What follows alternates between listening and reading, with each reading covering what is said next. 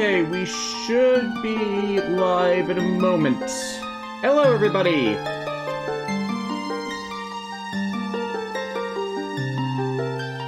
Yep. Here we go.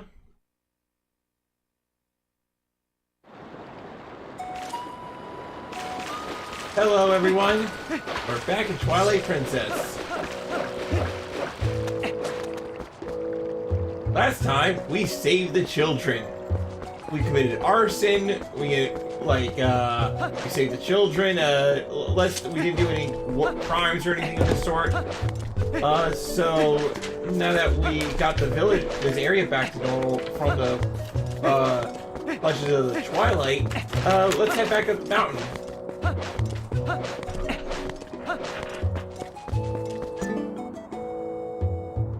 To Death Mountain! Mountain of Death! The Mountain of Death!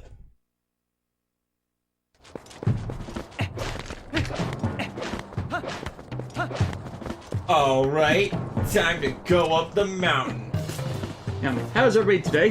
I am annoyed at the post office because I sold something on eBay and they sent it back for insufficient postage. Thing is, when they decided to send it back for insufficient postage, it was already at the post office that delivers the packages to the person who bought it. So they basically doubled the expense of shipping it just to return it. Because what they're supposed to do for eBay stuff is they're supposed to charge me online if something is for insufficient postage. It's an automatic system. But USPS the last year has for some reason not done that due to a bullshit thing that Joy did. Like, this is just supposed to be another couple dollars. Oh, and the other bullshit thing about this is they left this out in the fucking rain when it fits in my mailbox. So I'm a bit miffed. Yeah. Anyways, no humans allowed. These lands ahead belong to the Goron tribe. The others said no humans may pass. I got this. I got this. I don't got this. A weak spirit is no match for the might of the Gorons. You understand me, human? Then away with you.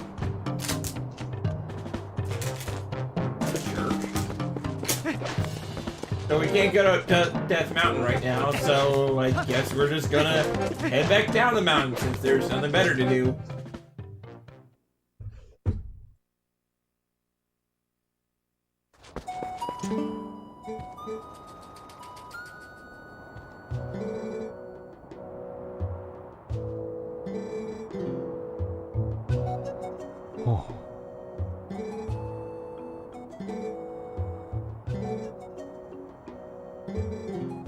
So yeah, we have to get back to our home village because apparently our mayor managed to like impress the Gorons back in the day.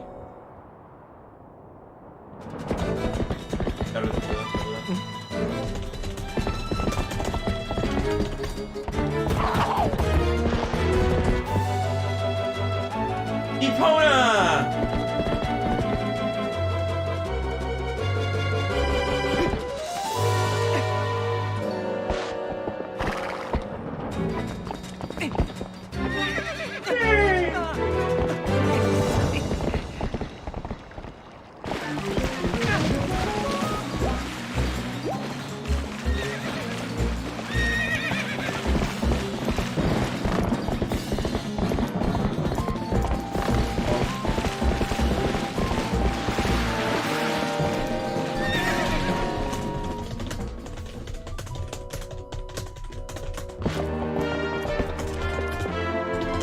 This is My Little Pony. There are many like it, but this one is mine.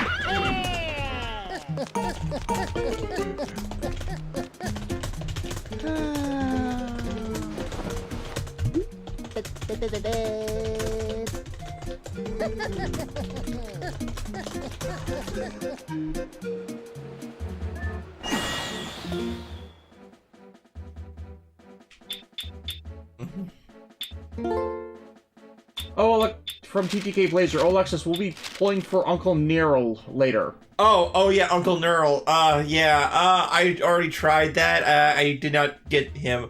I'm trying to save my my summons for when the Texas Altar banner at Arknights occurs later.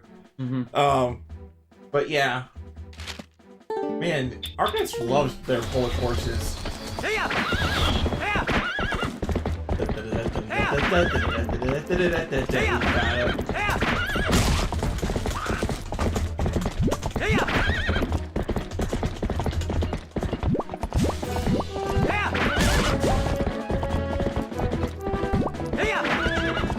Today, Toku, so interesting news from you guys. I finished the first set of scripts for 2024, ones that at least don't need another round of revision. Damn you, Code Chaos review.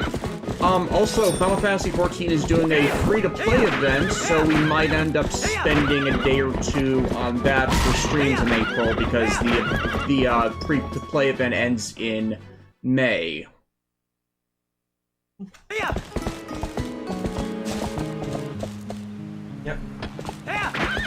Alright.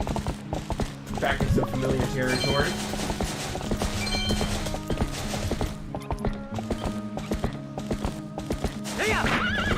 Yeah, so like normally I would be trying to go on a for the sake of time and like so we can like see some cool stuff. I'm just gonna play this game sort of like a supplement runner in that like get a collectible, as I'm playing this game, I'll get it, but I want to make sure you guys can see as much of this game as possible.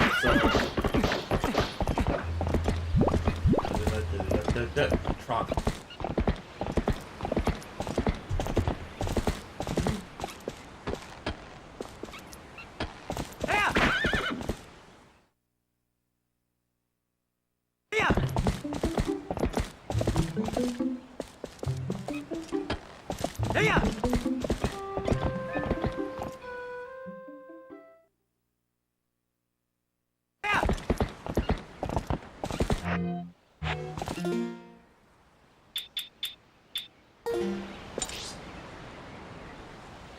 Today, Toku, heard something about Code Geass, I have no idea what it is. Probably the Lost Stories mobile game, which don't make sense because there's literally no space in the official timeline for more stories in the main Code Geass anime to do that kind of thing when you factor the audio dramas and picture dramas and basically all the extra content versus the timeline just don't work to tell more stuff in there. But yeah, that's getting a English re-release.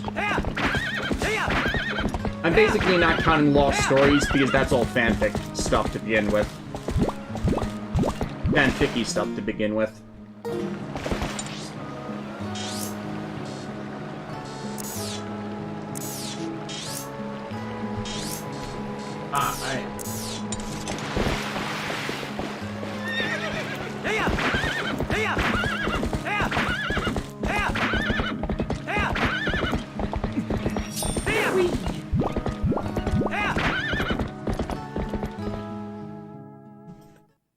Still, at least Lost Stories has some good art that comes out of it. Yeah. Like, I always think that, like, if nothing else, you at least have good art, so. Mm-hmm.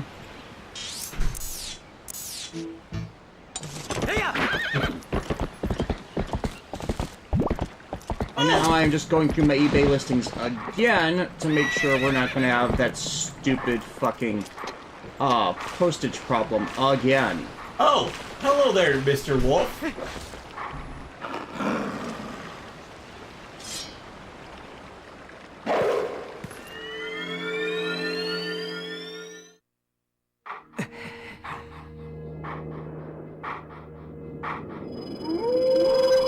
So, this guy right here, I double-checked to confirm.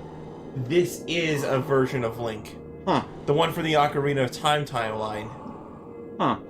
A.k.a. the, like, River in Ocarina of Time, or like in Majora's Mask, he goes off into another world. goes off into another world and nobody knows what happened to him. And everybody could only ask, "Where's Link?" Yeah, whenever Link's not on screen, everybody should be asking, "Where's Link?" We watched the Poochie episode of The Simpsons recently.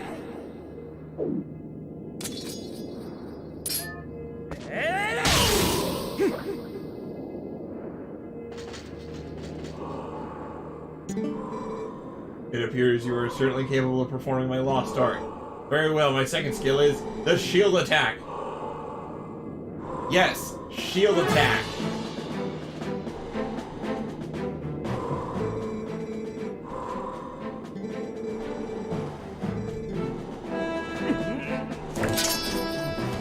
I mean, we have seen Takatora Kurashima.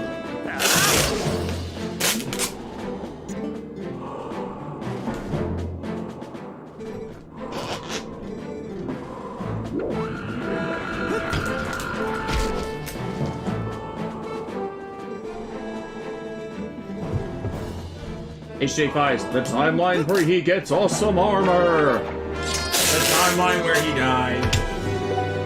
And we all moved up in rank. We did?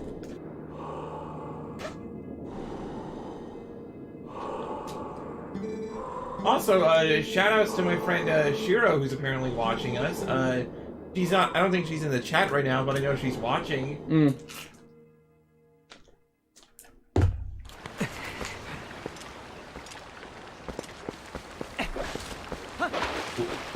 Get on horse. Get on horse.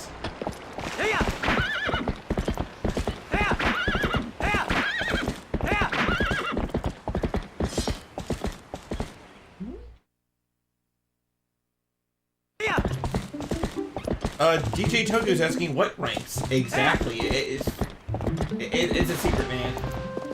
How do you see that and I don't? Oh, there. It just popped up. Again, how does that happen? I think it's because I'm awesome.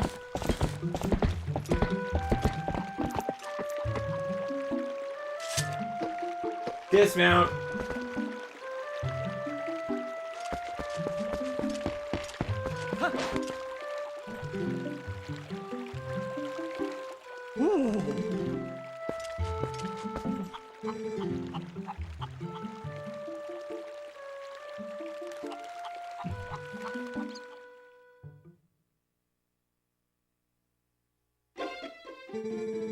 So the youngins are in Kakariko Village.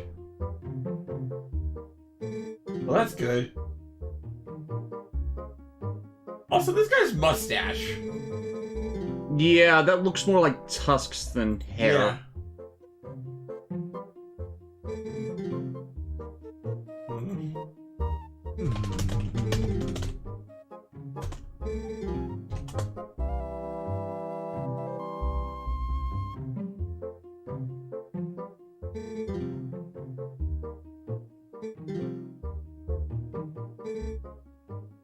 Help of a little secret.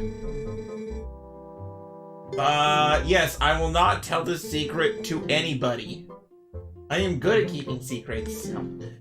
Terror of Death, question anyone want to talk about last episode of King Odra? We've only seen through episode 3, we have not seen any subs for episode 4 yet. We kind of do that Sundays. We might shift that to just in general on our Fridays, depending on when we can get subs for it. I already have subs for episode 4, believe. Neat, so again, we just haven't watched it.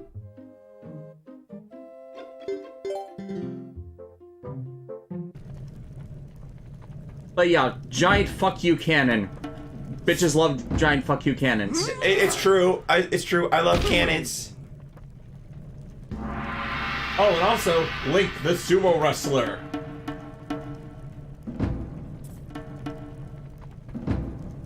Again, I have the both mini plus sets that have been put up for pre-order for the series on pre-order. It's just like the design of them looks so good, like best mecha design in years. Probably gonna end up being a cluster crap after the White Spider releases, but I'm kind of hoping that this is one of those that gives this unit shoes for some reason, just so it doesn't burden the arms.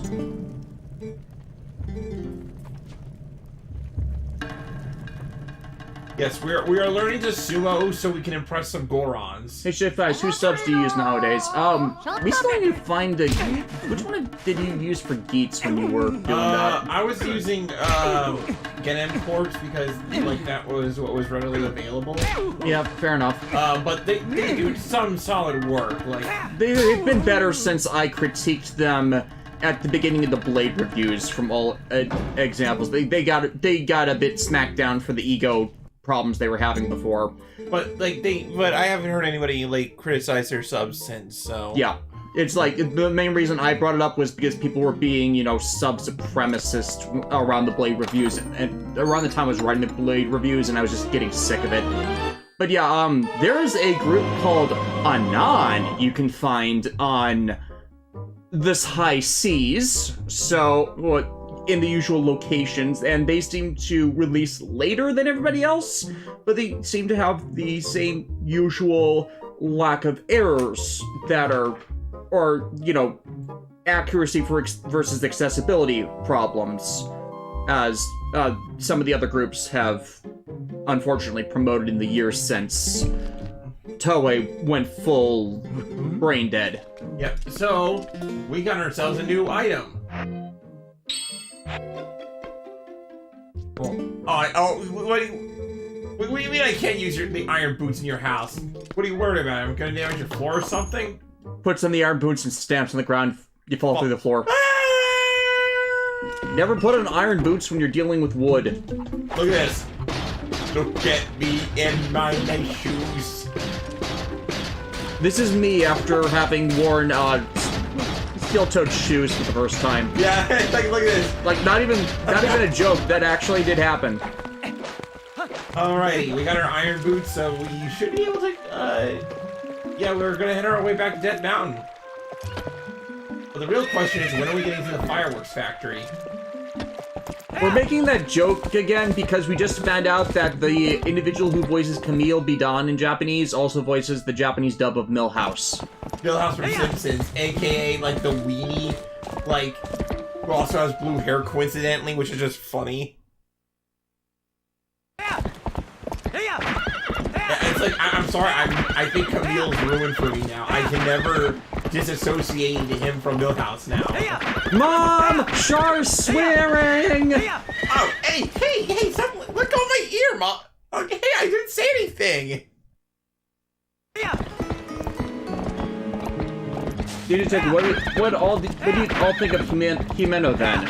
Oh, I love her. End characterization is fine, it's just getting to voicing her philosophy where it dives a bit too heavy-handed on how selfish she can be. I feel like it's the rarity from early My Little Pony Friendship is Magic problem, where she is overtly vain even when she means well. So it's like a lot of it does not come across appropriately, so you have to think on it a bit. Yeah, but like I can understand where he's coming from, and it's clearly the start of the character journey. Yeah, which start of a character journey is absolutely fine. It's just people. I think Himeno is going to be one of the characters which people take the wrong way. It's I think depending on how the series plays it, he will be the character that like either you get what is going on with her, or you're gonna get some point. Yeah, I think the step too far might have been her blowing up the peasant's house without it establishing that she was paying them for their property and they were going to be able to go to live somewhere else. In a much better house. Much better place. Yeah, so it's like there is a more than generous equivalent exchange there. It's just, it's not presented as being that, and someone who doesn't continue the episode from there is not going to catch it. Right. So anyways... But yeah, the fact that the show is doing an angle of these people who are not who they appear on initially, I think will help carry that, but there will be people who, of course, will miss it because this is the King's Journey story arc that people complained about with Kyoryuger, even though there is nothing wrong about the King's Journey story arc they did in Kyoryuger. What? Oh shit, oh crap, the king!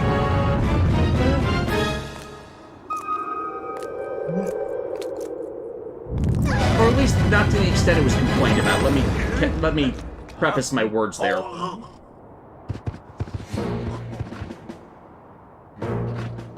Phantom666 won't be doing any more videos on Simple Gear in the future. I kind of felt like I covered everything I needed to cover there, especially since if you watched past the end credits, I did the final scene of Exiv. Any thoughts on Car Geeks, or have you not been keeping up with Kamen Rider? Laser Boost. That is all. Yeah. I'm expecting his final form to go full Ninetales, and I am actually interested in that. Also, yes, I kind of did predict some of the things that Geets was doing, but these are the kind of, I predicted it where I'm happy they did it because it's not something I would stab the show over. It's mainly, it was more a case of me picking up on things they were clearly wanting to do and do well, versus the kind of, I predicted it where I get irritated because these are the kinds of things I didn't want them to do and want them to prove me wrong on. Basically everything that Shirakura does because he repeats everything he's ever done. So this truck wanna be like just kidnapped a kid, so you can't have that.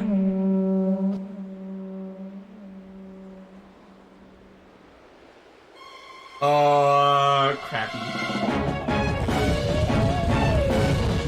Oh great, Buffa got reinforcements from the Jamato tribe. Oh, son of a... I mean, he kind of looks like he's a zombie infested with plants from the vague shot of his appearance from before. I mean, he's not purple, but not everyone's gonna be William Afton. Yeah, not everything. Oh, really?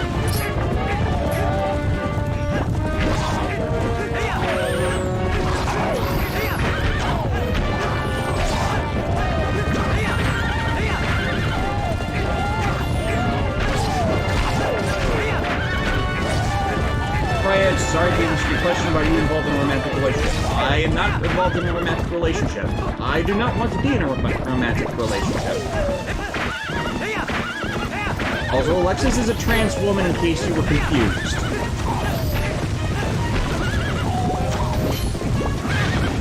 Dang it.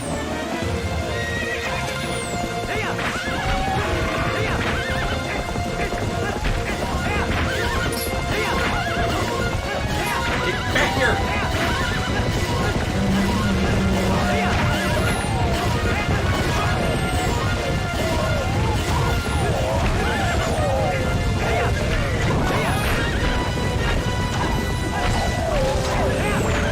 Phantom666. Pigs are cool mounts. And unfortunately, I find them a bit boring. I deliberately changed the phrasing of their line so it would work more as the fun. You're welcome.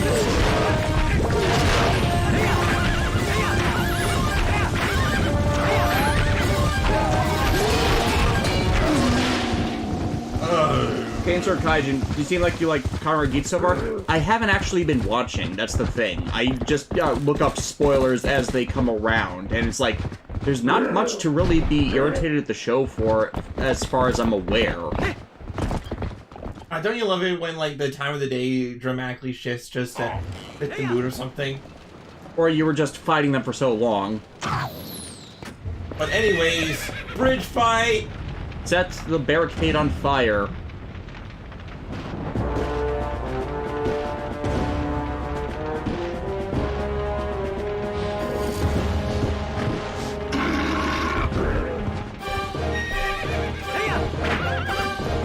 A jousting match! Alright, Link has never wielded a spear.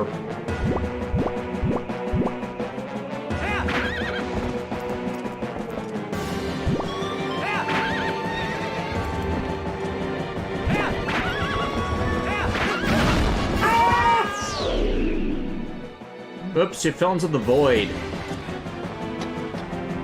I was never really quite good at this part of the game. Edge, what do you think of Mobile Suit Gundam, or particularly about the Iron Blood Orphan series? I've seen the first season of Iron Blood Orphans. We still need to watch the second one. It's on a backlog list. As for the rest of my opinions about Gundam, I have an entire review set dedicated to that as part of the Super Robot Wars reviews you can find on the channel. Yeah, if you do this, my friend here has done a lot extensive. Reviews of stuff. Yeah. You have Gundams on Toonami. We started with Wing, then we got the original, then we got G, and then we got C. Also SD Gundam Force, which has frustratingly not gotten any complete series home releases over here for some reason. I kind of like that show for what it was, so I'm baffled that that's still one of the outliers. Oh, come on! Dare of Death. That's a lot of pork ribs.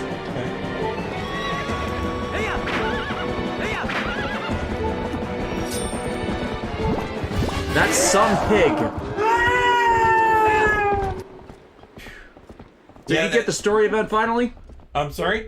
Was that the story event? Because that seemed different than the others. Oh yeah, that was a story event, but look at this. Da da da da! That's cool, right? The pose. Yeah, Ride like the wind, Bullseye. Hey. Okay, hey, that is weird, because I just looked over at the chat, and HJ5 said that exact thing, at the and it popped up around the same time we said it. Alright, the next thing we have to do is just generate like 50-some more rupees. Hmm. Because we have to buy the Hylian shield. Yeah. Cryedge is also asking we turn it down a bit. Yeah, it's odd, because, like, we got this sound balance pretty well. I'm guessing it's just because it's the Wii U, has just higher, better... the Wii just has better sound balancing than more of our HD consoles.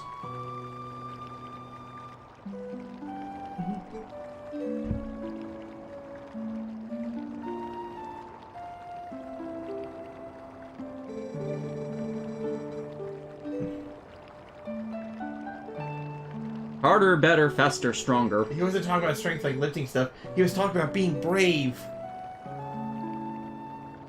Yusha! If only this Link was voiced by Nobuyuki Hiyama. He's not this time? I don't think he is. Maybe? Aww. I mean, I know he doesn't voice some of the later Links just because he's getting up there, but I thought this was can you double check on that? Because I don't know if he does this Link or not.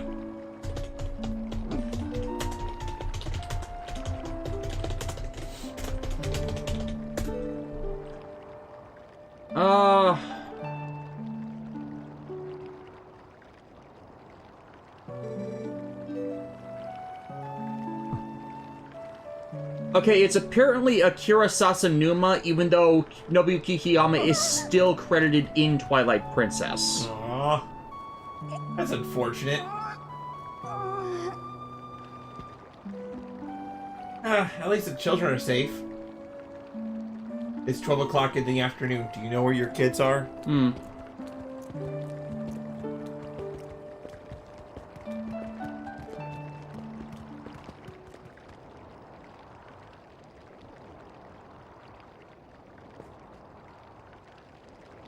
Well...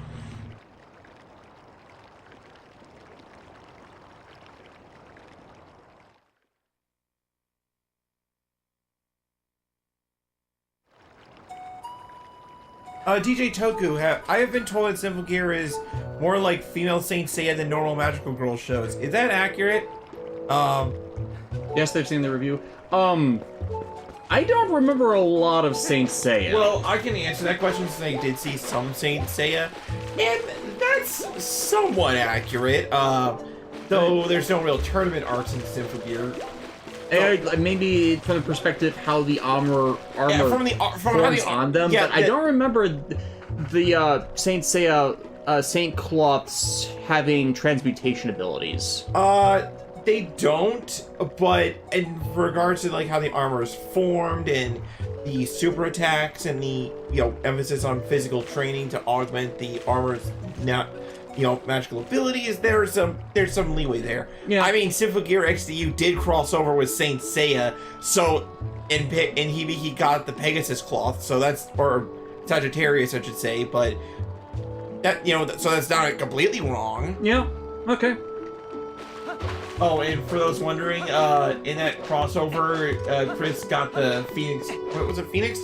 Yeah, the Phoenix cloth armor.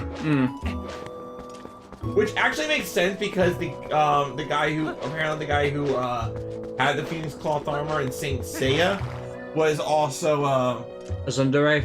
no, like he started off as a bad guy, but then he learned that like he was on the wrong side, so I mean, that does describe 2/3 of the main cast. yeah.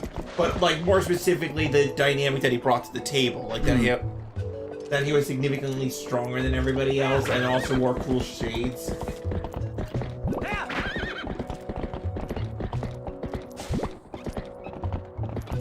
Cryedge, have you watched the anime The Law of Ueki? I have not. I've vaguely heard of it, but I do not know what it is about, and it did not broadcast over here for us as far as I'm aware. And from what my friend Shiro just told me, like the Saint Seiya claws are powered by the cosmos, and they only get upgraded when they got bathed in the blood of gold saints. So, yeah. Yeah. Like, I know Mana, aka the pop star Ginga, is a big fan of the Saint Seiya series and was kind of irritated by one of the gender changes in the Netflix series, because the point of the character that got gender flipped was they were supposed to be effeminate while still being male. So it was like, it was it was kind of wrong of the Netflix adaptation to flip the gender just to have a girl, when the point was for them to be effeminate in the first place.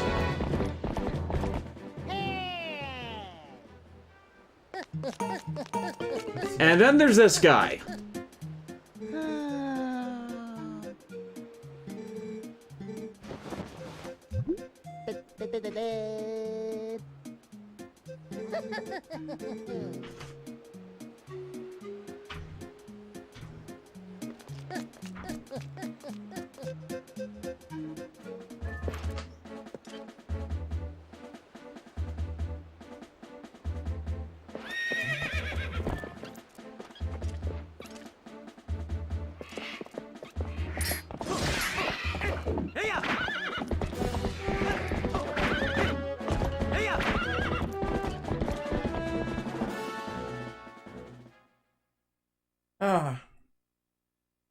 Oh yeah, but for those who don't know, my friend Shiro, she's an amazing artist on Twitter, and like I've commissioned several pieces from her, and she was like amazing. Is she the one who did VF-19 Chris, Gao Gaigar Hibiki, and Ebenfeld with Lelouch? Yep, and Damn Thursday Tsubasa. I missed that one. Was that a recent one? That was somewhat recent. It was before I did the Lelouch and Elgard one. I missed that one then, completely. Yeah, I'll reblog it later to show you, but yeah, she's great. Yes.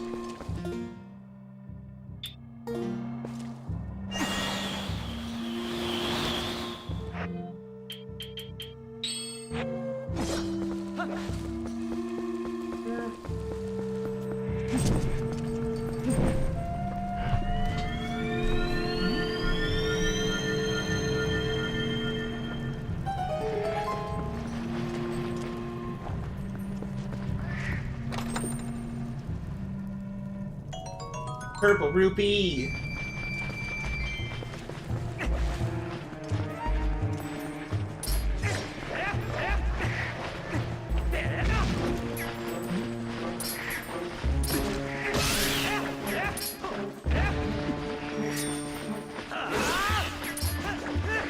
Oh no! The birds! Get the coat hangers! Get the coat hangers!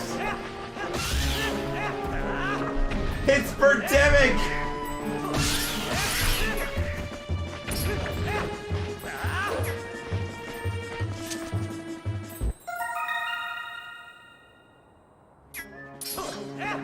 Get down here, you...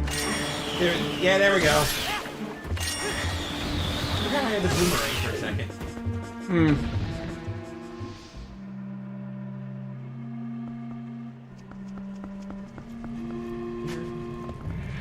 Okay, I just need 5 more rupees. Where can I get 5 more rupees? Check the grass. Turn into a wolf and dig. Not yet, I don't have that ability. Ah, there we go. Hey, look, we grave robbed. It was totally legit. We didn't steal from the dead bot. We didn't steal from the dead. I mean, you didn't open the grave, you just found it on the ground.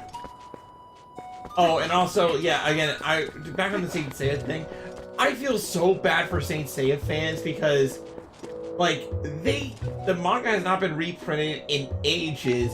It seems like every time they get a new, adaptation or whatever, it sucks, Yeah. Also, while we were gone, that little kid, Malo, he is now running the shop.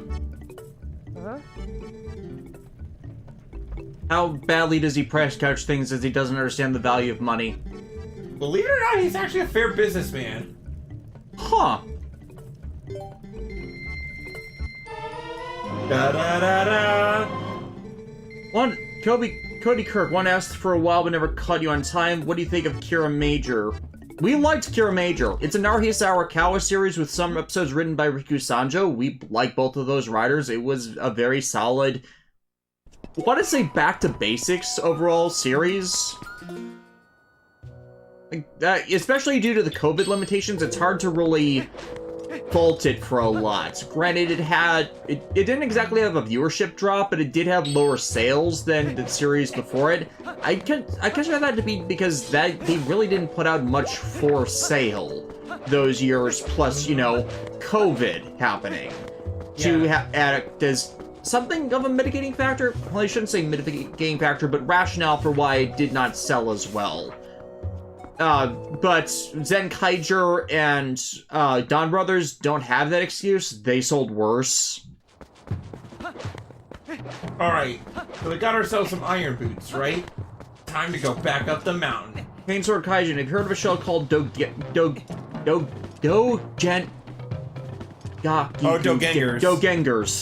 Oh, look, there's Shiro. Hi, Shiro! Yeah. Yeah, I've heard of Dogengers.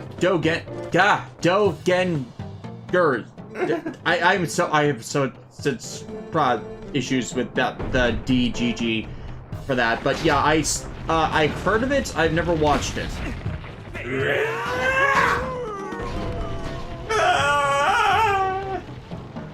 Bradley Arson, want to get Saint Seiya so many times that the clips on YouTube from the various animes are so cringeworthy. I watched a bit of Saint Seiya when it was on Toonami with the really ridiculous opening of the song I Ran So Far Away. Done by Bowling for Soup? Done by Bowling for Soup. That was weird, which is like an unfortunate thing because Pegasus Fantasy freaking rules. Yeah, but that was one of the Knights of the Zodiac dubs, and it was not a very good dub, unfortunately. Yeah, it's... Again, it's back to the thing of Saint Seiya being screwed over constantly when it's readapted or imported. And it's and what's really upsetting is that the funny thing about the action shonen genre is that there were several key milestone series that have widespread influence that you probably don't even realize are a thing. Yeah. And Saint Seiya was one of those with the emphasis on training, I wouldn't say hyper violent, this is the North Star violent, but we're talking some knockout, drag out fights. You know what I mean? I'm betting there was some influence from some 70s Toku stuff where they did do martial arts training arcs. Not all the time, but they had it fair enough where they had to improve their skills, abilities, and powers well enough to get through specialized monsters and whatnot. But that's definitely more of a straight martial arts focus instead of having to do it to deal with the monster of the week. So emphasizing that element, that works well. And it's Saint Seiya it predates Dragon Ball, if I remember correctly. Yes, it does. Yeah. I think Dragon Ball as the Kid Goku stuff occurred a little bit after Saint Seiya started publication, but yeah, that's kind of what I was thinking of, because I figured that Dragon Ball was kind of starting off that spoof adventure and then moved into the more martial arts focus because, if I remember correctly, it was the original Dragon Ball was supposed to end after the peel-off arc, and then the martial arts shift was to give it longevity, and that might, if the timing is right, Toriyama might have been inspired by Saint Seiya that way then.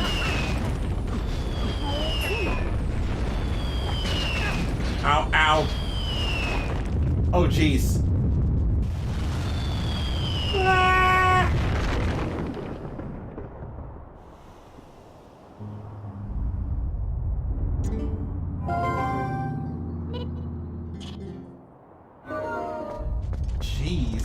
Oh, Terror Death is being nice in chat. Alexis, happy Trans Day of Visibility. Yep, it's yay, happy Trans Day of Visibility. You see, like, I am visible. I am here, I am trans, and I will deliver puns of death to all who oppose me. Stupid punkibus. Hey, hey! I am not stupid. Yeah, that was too far.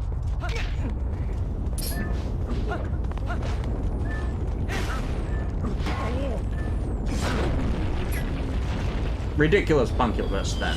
Yes, I am the ridiculous, fantabulous, punkibus.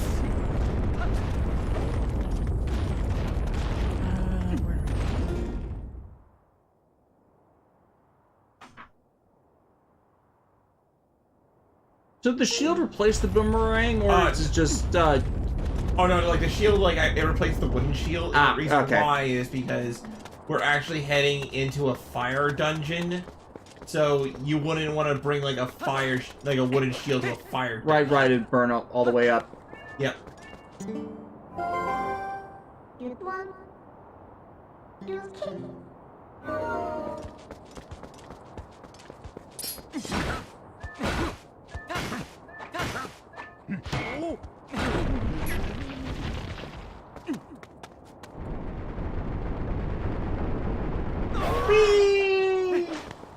Thought you were gonna roll around on him like a ball. You know, na na na na na na katsamai damasi. Cane sword, yeah, Shiro, yes. Thank you. Gorons! You made me look bad. How do they rumble as they get up from being curled? Ow! Ow! Stop hitting me, it's really painful. The irony is just needing to punch them in the stomach.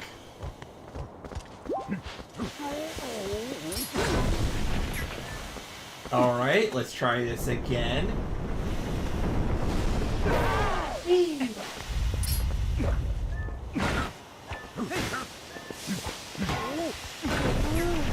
Luckily, we're not hurting the Gorons because they're rock tough and everything. You punched him in the stomach. Ow! Then he punched me! You guys are violent! Okay. Try this again.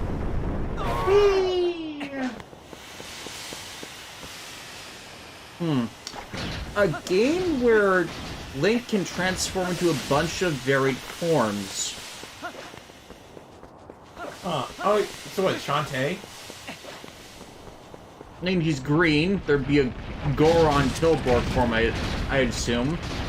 Could call it Link 10? Link 10? He's already green! Like, just Link with the Omnitrix.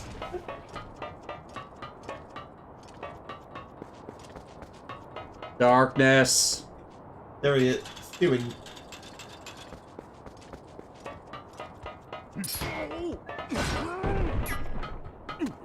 Alright.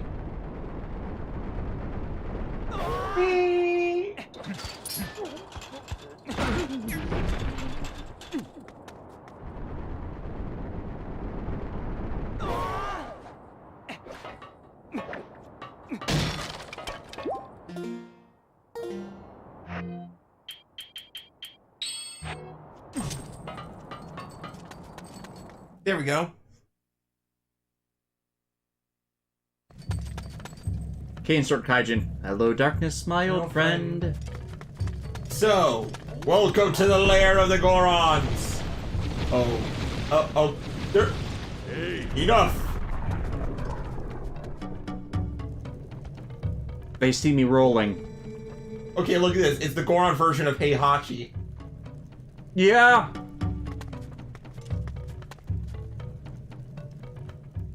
I am a Goron elder, little human. I am called Goron. Because of certain circumstances, I must lead the Goron tribe in place of Darbus, our tribal patriarch. Don't tell me, little human, do you come from the village below? You have done well to come this far. You are strong for a human.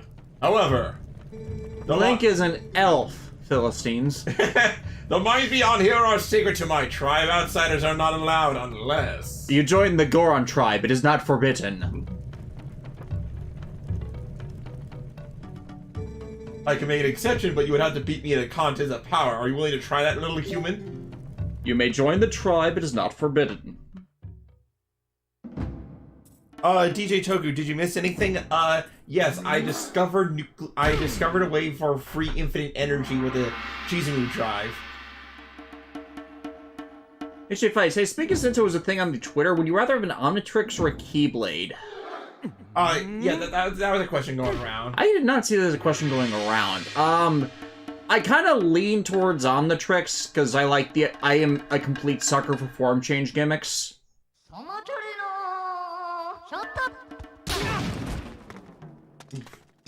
I mean, yeah, Keyblade is a sword that unlocks people's deaths, but...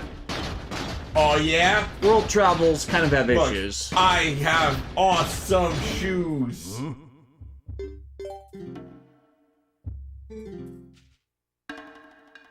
Unfortunately, you've completely broken your legs. Oh, God! My knees!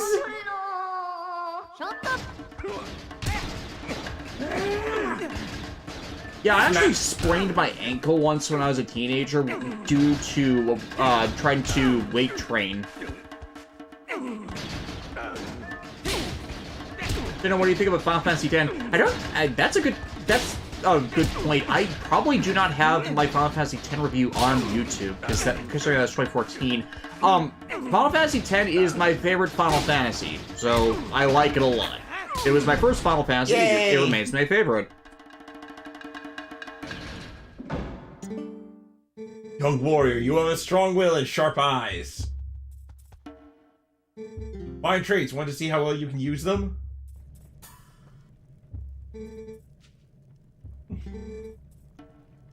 Yeah, unfortunately, for some reason, their leader, Darvis, has gone mad.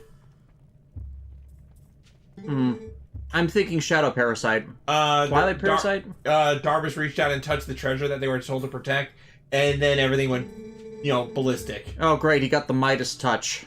No, he collapsed, and before our very eyes, he transformed into an unspeakable monster. What kind of monster? It was unspeakable!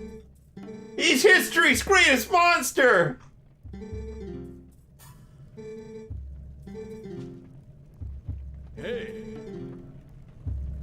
HDFS, I feel like the real question is which Omnitrix do you want? Ultimatrix. Again, I am a complete sucker for form change gimmicks. Plus, Ultraman form. Oh, yeah. And enhanced Ultraman form, based off of Ultraman Zero. Ah, yes. Welcome to the mines! They're not yours. No, they're mine. Bradley Harris. My favorite Final Fantasy with 13 is still my favorite to this day. My condolences. My sheer condolences. Alrighty. We're finally here. How are you doing on time? Oh, we are 48 minutes in. Okay, so I'm thinking we go for another hour. I don't think we'll complete this dungeon in an hour, but I'll try. Yeah.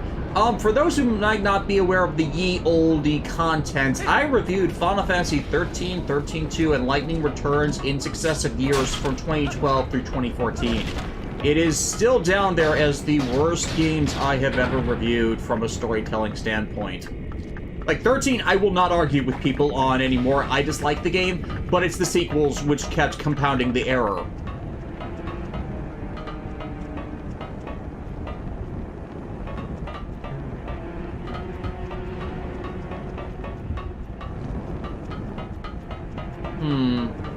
You need a fire vest. Also, look at that frog. Ow. That hurt. Oh, Des, before I forget, are you going to watch the new Evil Dead movie, since I know you're a fan of the series? I'm kind of just there for Bruce Campbell, so... And I have not watched the, one from, like, the 2010s at all, because, like, I am generally not a horror person. I am a monster movie person. And it's like, the effects of the original, Evil Dead movies have aged enough where they're not going to screw with me mentally, where I get the vivid mental picture. Which is generally the problem with me. Like, I distanced myself from Attack on Titan before, the Nazi allegory stuff started because I visualized the entire process of someone being eaten by those giants, and Vor just vehemently disgusts me. Viscerally disgusts me. HJ Fives, I was wondering if you'd ever re-review or put the old 13 reviews up on YouTube. As I said in my top 10 videos, the reason a lot of the old videos never made it to YouTube is they're just of so poor quality that it's just something I cannot validate putting on YouTube in their current state of being. Hell, even the audio quality of videos as late as 2017 annoy me because I keep trying to fix my audio issues, and yet they still keep popping up.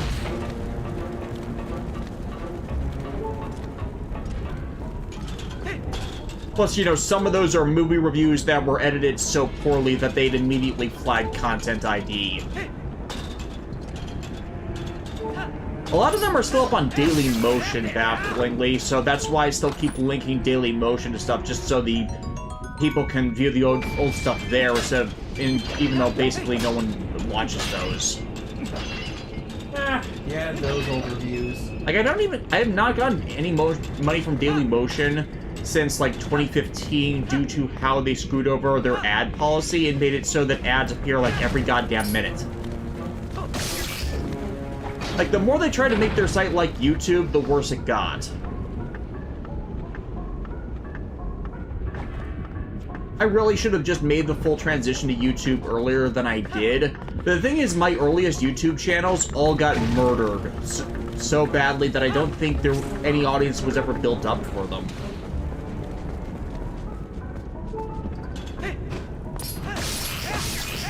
These things.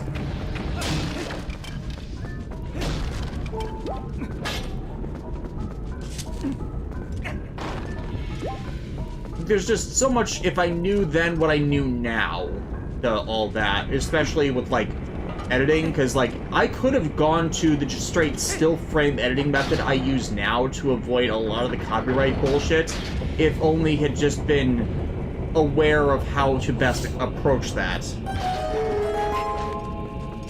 If you were to review Final Fantasy X, what would you change? Actually, not that much. Maybe more focus on Hironobu Sakaguchi's mindset for that, because I didn't have much in the way of interviews back then. Kind of like how I expanded on the development process of the early .hack games when I did those re-reviews. Oh, so to switch topics, before we started the stream, I saw a video on what Hirohiko Araki, the creator of JoJo's Bizarre Adventure, considers to be the strongest stand, and I'm on fire again. I am going to be set on fire a lot this dungeon. It's a giant magma pit. I would expect nothing else. Anyways, what did Araki forget this time? No, he didn't forget anything. It was like what he would consider the strongest stand. I was making the meme joke.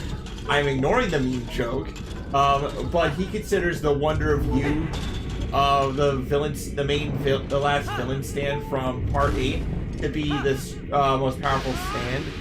And what the Wonder of You does is that it traps you in a cycle of endless calamity. Game over. Well, and Link died.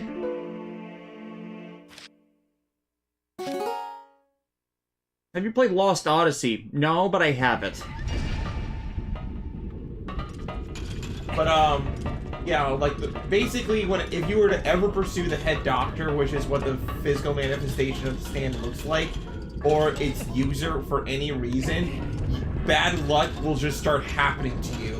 It'll start off something small, as like say you bump your knee, but the more you want to pursue the head doctor, the more damage you incur, to the point that it will actively kill you. Yeah, it's like luck powers are a tenuous thing to include in fiction because you can just... The entire point of luck powers is you inevitably invoke narrative bullshit one way or the other, and the worst thing, the absolute worst thing you can do for a character is give them perpetual luck powers ad nauseum. Like, good luck powers, everything turns out fortuitous, even though they're acting like a complete shithead. Yeah, like, and, like, the point of the endless calamity is that it's part of, like, Araki's philosophy for the new JoJo's universe, that there's a positive and negative flow to, like, you know, energy and stuff, so... Yeah, bad luck manipulation powers I don't have as much issues with because they're inevitably invoking absolute entropy for the universe, so there's no issues with that. It's just when only good luck happens because this person has luck powers, then that's where things become more of a problem. Were you trying to jump down to the platform that was down there? Yes, I was. I am smart.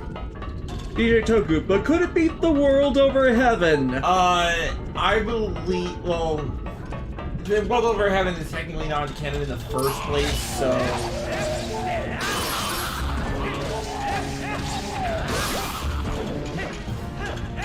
And then Terror of Death. Golden Experience Requiem is still the most powerful stand in their opinion. Well, like, it's powerful in the sense that it could, like, theoretically reset the Wonder View to 0, but because the Wonder View is such a ubiquitous, like, has a ubiquitous control over power, you would need to have the ability to break the cycle of calamity, essentially go beyond logic itself to overcome it.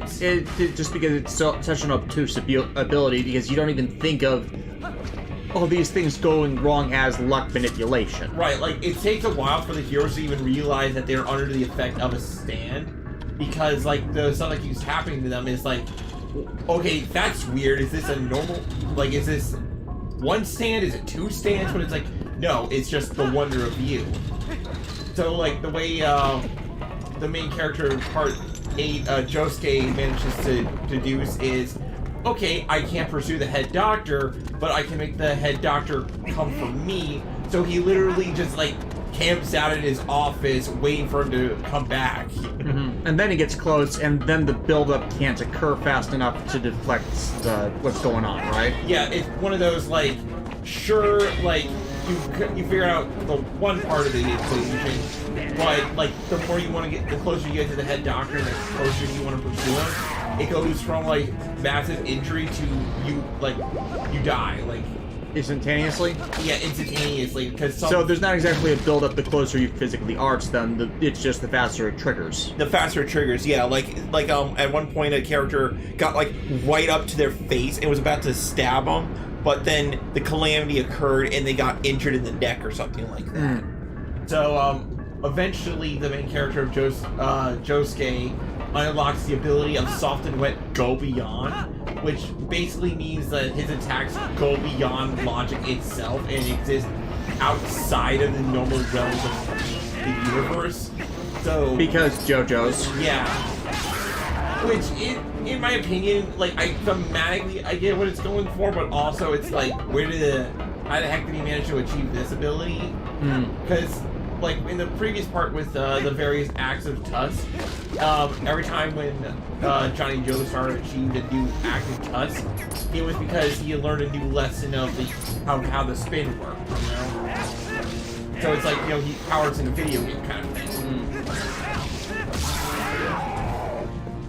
DJ Toko, I forget if you've asked this, but have you been reading JoJo Lands? Yes, I have been reading JoJo Lands.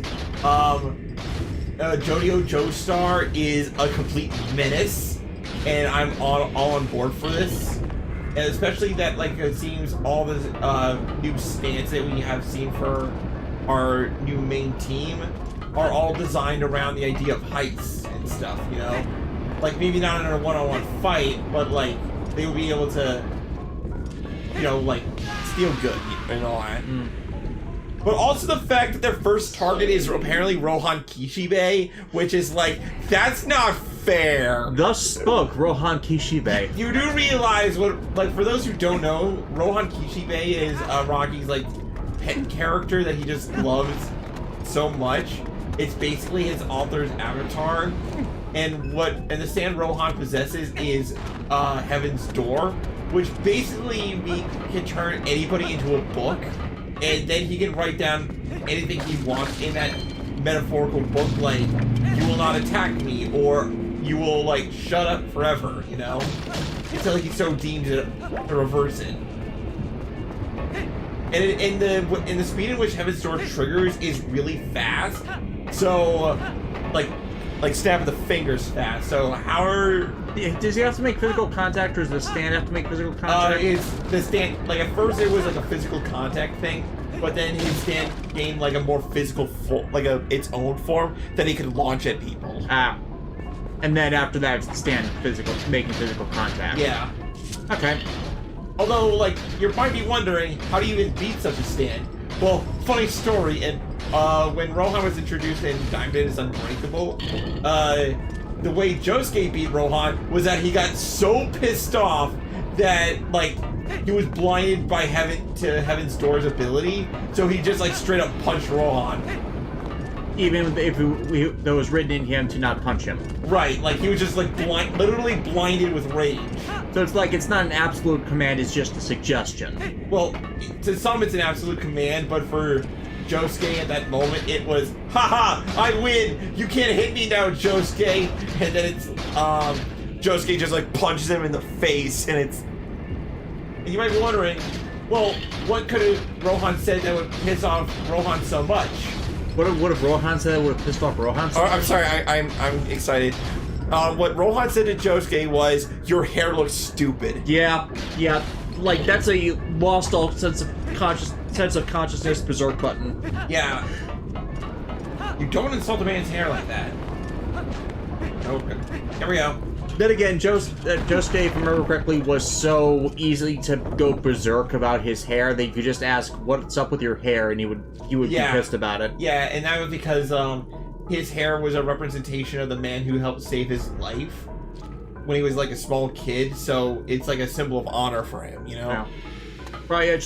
How do you like the voice acting of Ghost Stories? The Ghost Stories dub is bullshit. For those who don't know, the person who dubbed it said that the original series did so poorly that they were given the free reign to do whatever they wanted to it. That was an outright lie. The series was originally on a premium network in Japan, which is a pay service, so viewership didn't matter. It actually did very well for its broadcast time and slots, even beyond that. It had decent ratings for those kinds of premium services, so their entire rationale is bullshit. They just say that so they don't have to admit that they ignored how to properly dub the series and did what they fucking wanted with it. The entire Ghost Stories dubs, thus, the claims for why it's so great are all a lie. They fucked over an actually interesting series.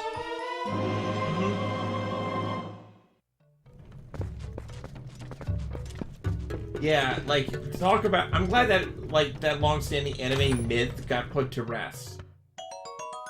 Because, like, when I first heard it, like, it sounded so believable, you know? And the frustrating thing is the guy who did that dub, he did that to a lot of series with that same justification, and they were all bullshit.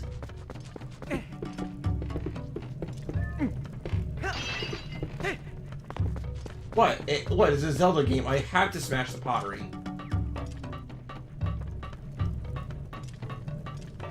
Ah, yes, that metal tack sound. You gotta love it, right? I am so used to it from Donkey Kong 64. Sound packs. Oh, this thing! Oh no.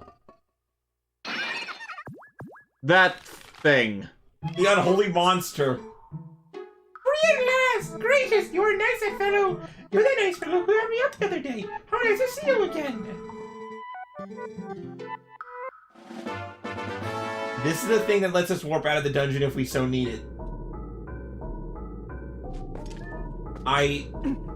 Some things in life you just don't question.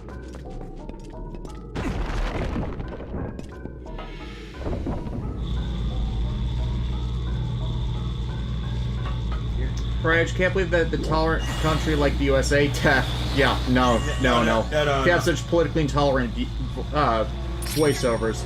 Well, the issue with the paradox of tolerance is it's a social contract. It only works until someone violates the social contract, and then when the violation occurs, the person who violated it is not covered by it. The thing is, like, especially when you lie about the process of dubbing something, that it gets people pissed off because while there will be times where something with wonky dialogue can be excused if there was no easy, simple, or viable way to translate something that just doesn't translate, the more you diverge from the original script, the more you compound the errors of anything that comes after it. There are a lot of Funimation dubs where the localizers completely ignored the original script, and so when the things they changed actually come back to have relevance later, they completely screwed over the entire story as a result and messed up the presentation of the material. 4Kids was even worse about this due to ongoing character development stuff that people to this day get wrong about stuff they did, ergo leading to people that thinking that certain characters are fascist when they base their character interpretation off of the divergent dubs. It's nonsense. As you saw, the gimmick with this dungeon is magnet floors. Yeah. Except, personally, I don't think that makes much sense because heat and volcanoes de-ionize, I think that's the phrase, magnets. They literally can't work anymore because of the heat.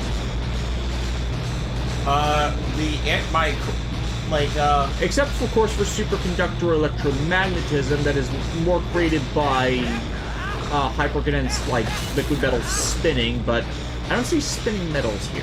The answer to that is shut up.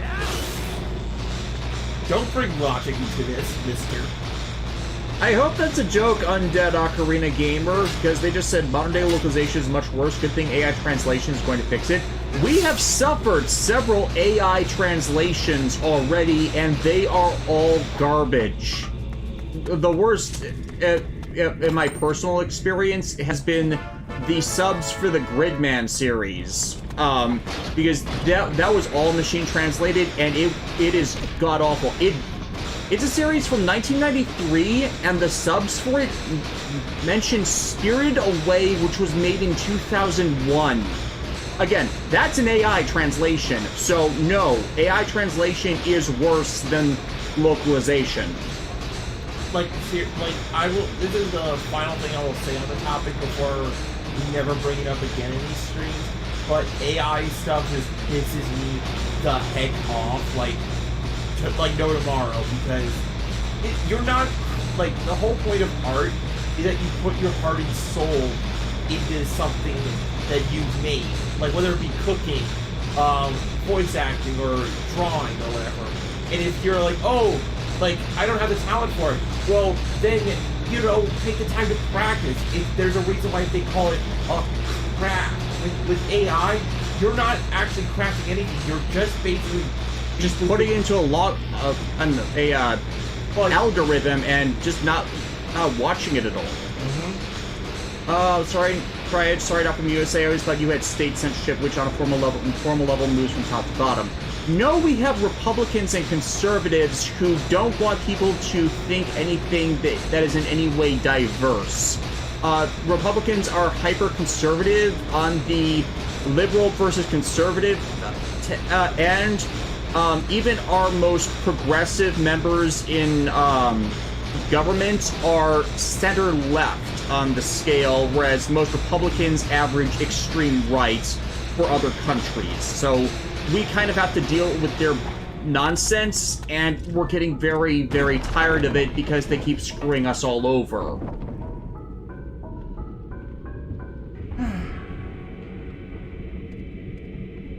Ooh, cool!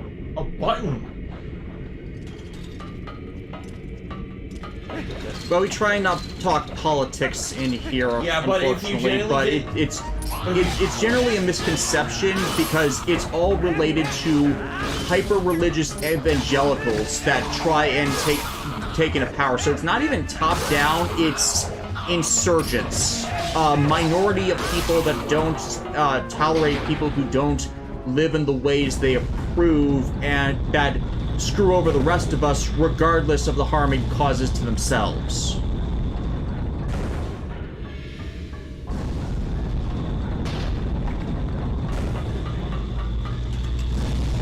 Oh, dang. Oh, man, I missed the bus.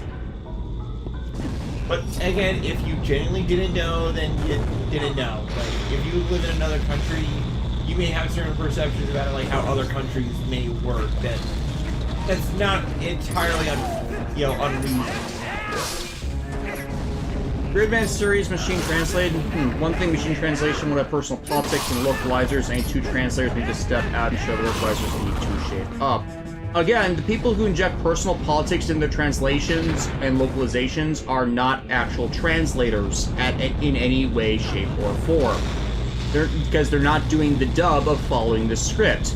The problem is, people often don't catch that the politics that are in properly done translations were in the content themselves, so it's not personal politics, it's what the content of the series was actually saying. It's people who deliberately ignore that shit that compound the error because they can't distinguish between the two. Like, when a dub is extremely divergent from what the context of the original transcript actually said, that's the problem.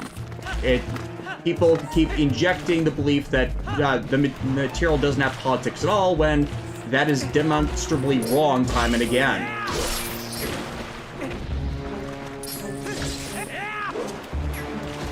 And also, if I have to get into this conversation any further than that, I am starting to block people.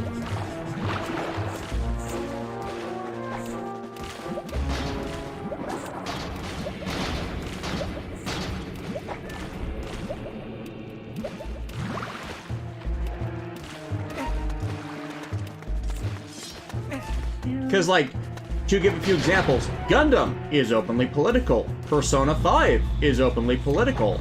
Politics do factor into a bunch of these relevant and popular series. Usually by them exposing the evils of people who ignore other people's well-being. Okay, so on a more lighthearted topic, how are Link's knees not shattering into 1,000 pieces? Probably because the boots are from the bottom of the knees down. Magnet field. Superconduct. You know what that means? Yeah. This is just superconductor electromagnetism. It'll lift my coffee chair, and it'll lift me. I call this maneuver the Lionel Richie.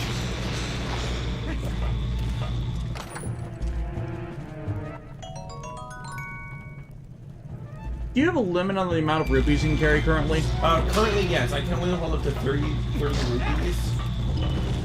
But it's like 80. I'm not 30, 300. Okay. But, obviously, there's a side quest that lets you unlock a bigger wallet.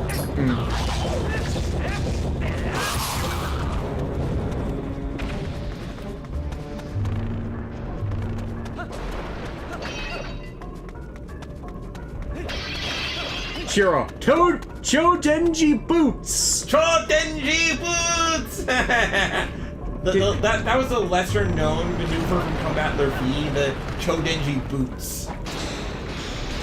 DJ Togu, what is this place? Magneto's summer home? Magneto's summer home. Of the lovely Death Mountain. Chodenji. Chodenji boots, and it's just Combat Luffy trying on various shoes at the shoe store for... Yeah, people are discussing Evangelion in the chat. I will only remind people of me discussing this series in the Super Robot Wars V reviews, and that I deeply dislike the Rebuild movies.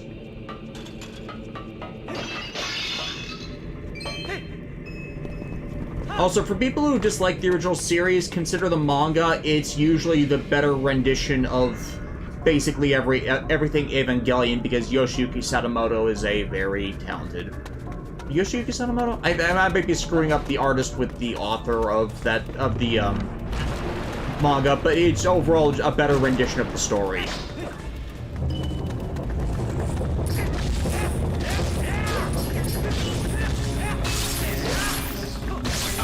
Spiders! Why did it have to be spiders? Ah, there it is. Is that a giant spider? Get it off.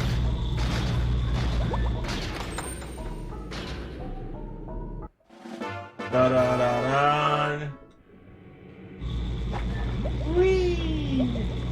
there's one thing about Twilight Princess that I absolutely really enjoy, and that is the fact that like all the dungeons are very natural in the sense that they aren't like some of them are mystical locations, obviously, but other times it's like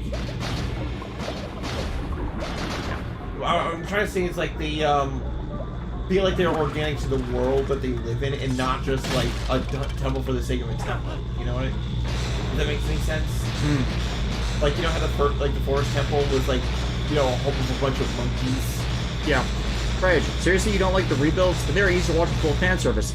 It was admitted by Hideaki Anno himself that he had no ideas and had no plan for rebuilds 2 and 3. He even only did rebuild 3 because his company was nearing failure and they needed to release something.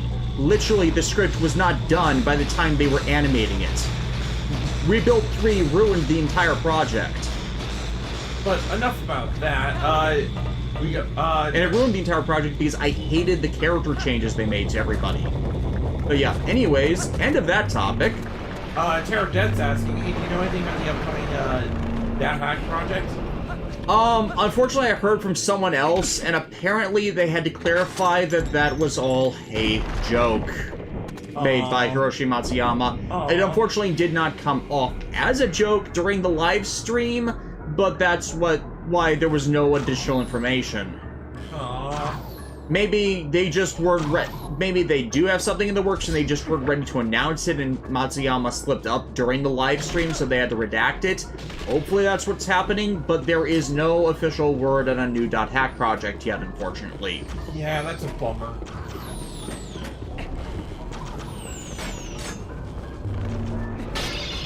I mean, it kind of makes sense why they wouldn't be looking to announce something right now. They're working on getting Fuga 2 out, plus they still have not announced much about the other 2 series that were supposed to be part of their Vengeance trilogy.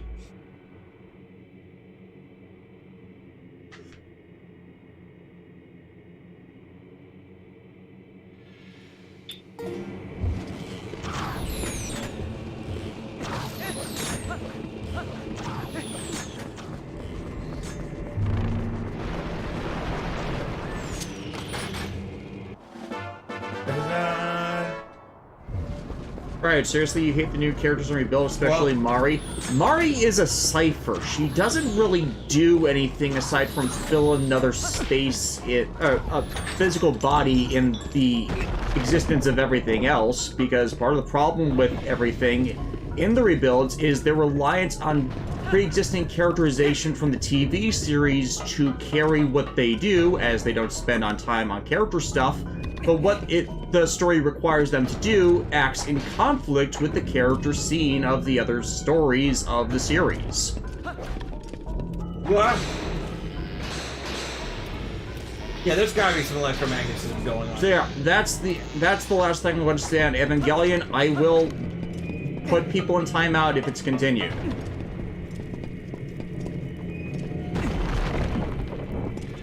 Ah, another Goron.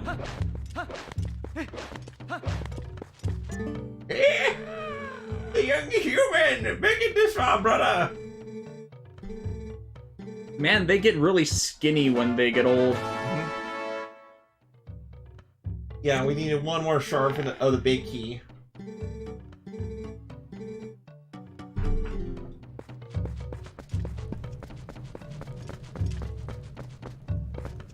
Oh, look at this, a treasure chest. Thank you.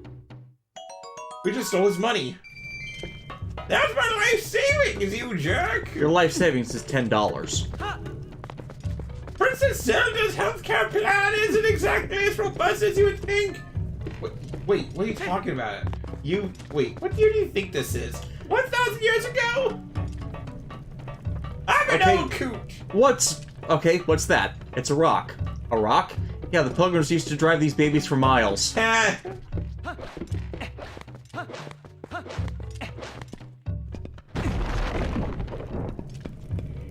Have you played The Legend of Zelda Skyward Sword? I have not. I have had friends who have. I am said friend. Aside from Alexis, obviously. Yeah, but Skyward Sword is a weird game now in retrospect when I think about it, because on the one hand, I see where all the complaints are coming from, like the fact that you go to areas repeatedly, motion controls. Well, sometimes they work well, other times they don't. And Fee is probably on the short list of like worst companions in a Zelda game ever. Worse than Navi's constant, hey, listen, hey, listen, hey, listen. And the only reason for that being is that Fee doesn't deliver anything that you the player wouldn't already have figured out yourself. Yeah. But it does have some strong characterization from Zelda, Link, and even Bruce. Yeah. Terradeath, do you think there's anywhere left to go story-wise in the Dot Hack universe? Yes, but the problem is it has to entirely ignore the entirety of the Mama Conspiracy storyline to even attempt to do it, which I think is the hang-up, because the Mama Conspiracy storyline in Link, Quantum, Beyond the World versus and Thanatos Report is just that devastating because it's that poorly thought out. What business does a human have coming here? None. No business. This is a forbidden place. And I will protect this treasure from you. Because one of the ways it could go is just, like, augmented reality stuff, but they can't exactly go that route anymore. Especially not since Sword Art Online did that stupid movie that made it complete bullshit to even try.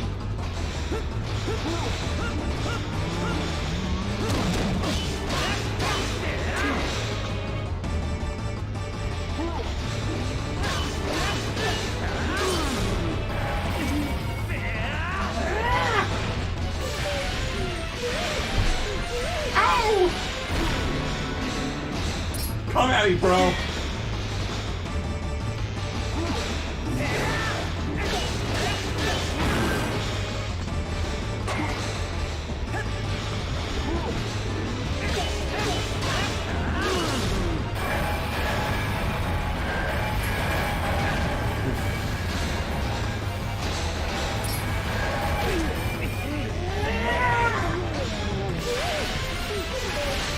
Link is strong. Like, even with the iron boots, the fact that he can just, like, toss this... I mean, a lot of it is... You kind of just can see it as momentum. True, but it's still taking advantage of that momentum.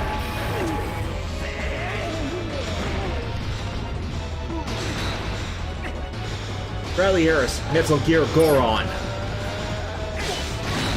Ow.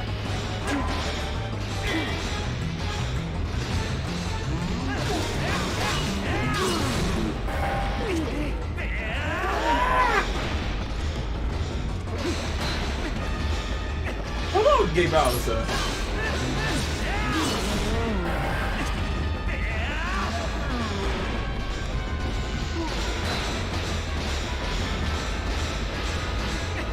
Fujitoku, Des, what are your thoughts on Spider-Man again? I've been trying to get my punk friends into it.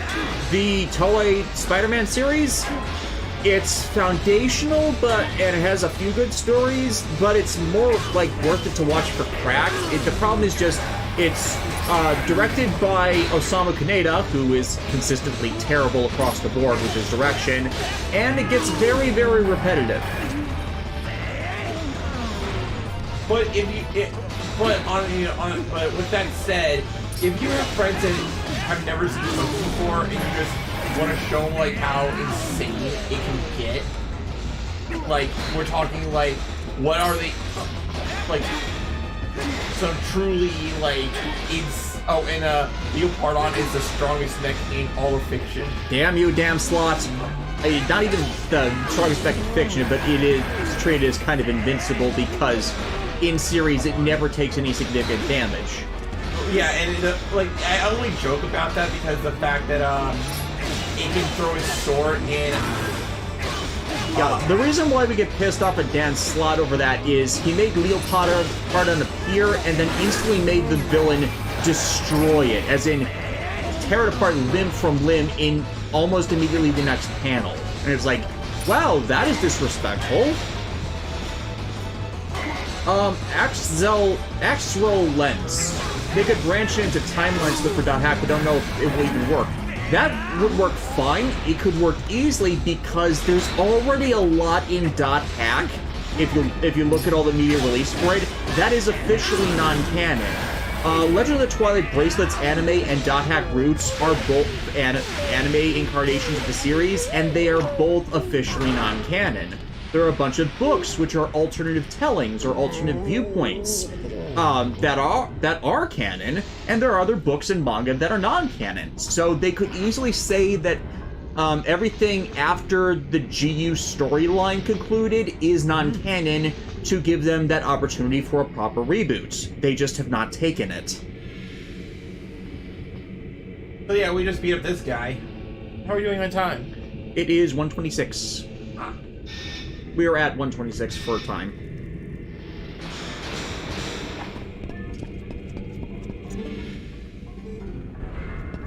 So yeah, the helmet was making him go crazy.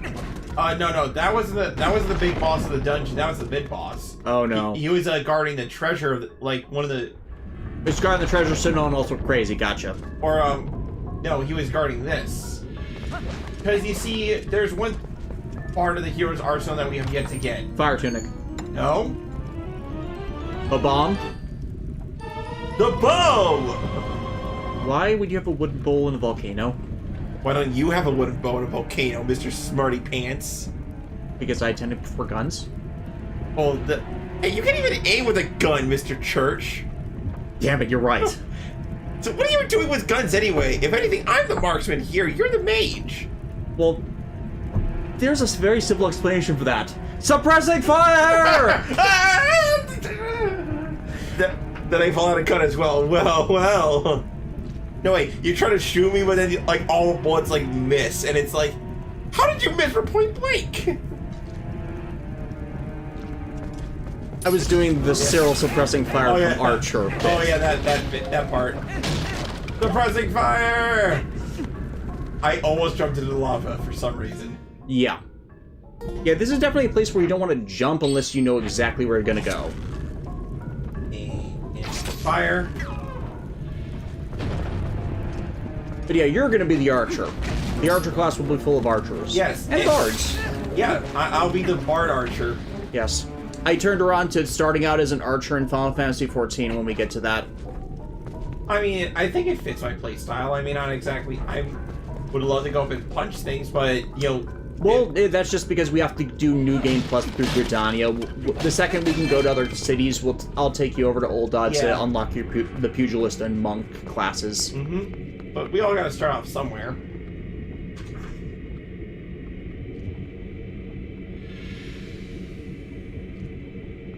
DJ Toku, but Alexis, is Des a black or white mage? He's a death mage. I want to say I'm a summoner or a red mage, to be honest. But then again, there is the nice picture of just throwing a fireball at people. Fireball has not learned it to level 2. What the hell?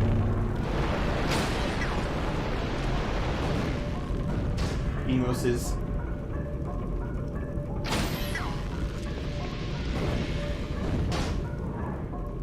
Actually, I'd almost want to be a blue mage, but apparently the blue mage is a joke class in Final Fantasy XIV. What's a blue mage do? Basically, you learn monster skills. Ah.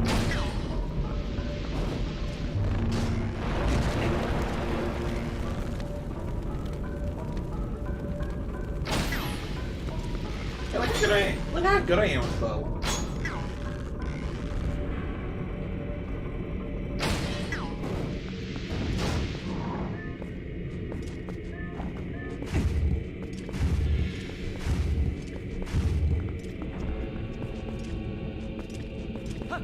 But of course, you've all missed what class I am actually. I'm a fucking ninja. Can you walk on water? Yes. So you're Jesus? No. But I thought Jesus was a ninja. Not all ninjas are Jesus. Look, just because Jesus can use ninja abilities does not make him or automatically ninja or not every ninja Jesus. What? What? I don't know what to do with myself now. DJ Token, but if you're a white mage, then no one will mess with you. Yes, but I'm multi-spec. I'm an adept. I just stole this guy's life savings. Cryedge, will be there a review of Ashura's Wrath on your channel? I actually reviewed Ashura's Wrath back in 2014. I am considering a remake of that review, to be honest. I just need to replay it because I finally got the PlayStation 3 version of the game a couple of years ago, and I just have not gotten back to it. Especially since Ashura's Wrath is just a one-day game recording session.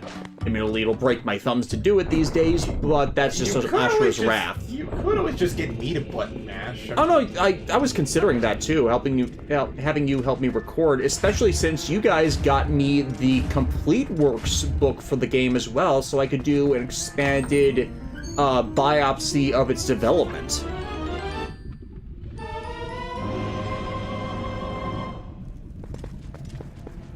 Yeah, it's like, I don't want you to break your thumbs, man. Like, yeah. Your thumbs are, like, a precious thing. Yeah. Granted, it is a fun game, it's just that it's hard to marathon due to the stress it can put your hands under. Exactly, and you need your thumbs for things. Yeah, so maybe we can do that as a rotational day kind of thing. Yeah, like, I don't mind helping you out at all. Yeah, because Ashura's Wrath is a genuinely good game that was only screwed over by Capcom with all the DLC locking up the story events.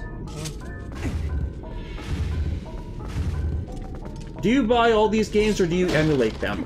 I only emulate games whose versions require alterations to make them playable that the original releasers did not, such as Tales of Graces, which is kind of unplayable in its American release form due to a terrible, terrible dub and the exclusion of DLC that is actually relevant to analysis of the characters. So I had to get the undub ROM for that, and then figure out how to, 1, emulate it, and 2, try and jailbreak a PS3 console when the emulation failed due to the game running simultaneously at 60 and 30 frames per second, depending on which section of the game you were in. It actually took me a full month to figure out how to get the PlayStation 3 emulator to work with the damn thing, because while I jailbroke a spare PS3, it refused to install the game. It was an entire ordeal to do that one.